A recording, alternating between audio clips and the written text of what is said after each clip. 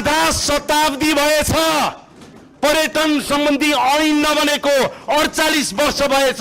48 वर्षदेखि बन्न नसकेको ऐन हामी बनाउने प्रक्रियामा अगाडि बढिराख्दाखेरि तपाईं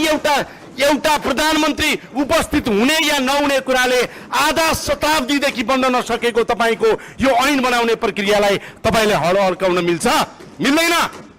मिल्दैन सम्माननीय सभामुख महोदय। त्यसैले म यहाँहरूलाई आग्रह गर्न चाहन्छु संसद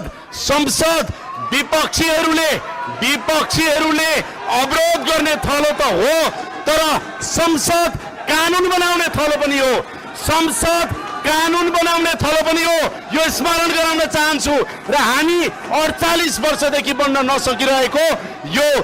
कानुन बनाउनको लागि ऐन बनाउनको लागि विधेयक माथिको छलफलमा छौं र पर्यटनसँग सम्बन्धित यो विधेयकलाई अगाडि बढाउने सन्दर्भमा म विपक्षी दलहरूलाई सहयोग गर्नको लागि अनुरोध गर्दछु।